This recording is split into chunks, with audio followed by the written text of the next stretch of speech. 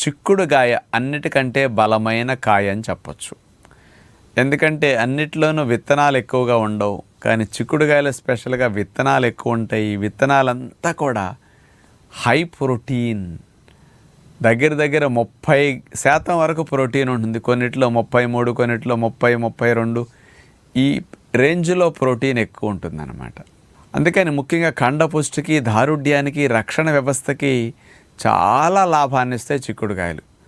సుమారుగా 100 గ్రాములు చిక్కుడుకాయలు తీసుకుంటే 88 క్యాలరీలు, 90 క్యాలరీల శక్తి లభిస్తుందన్నమాట.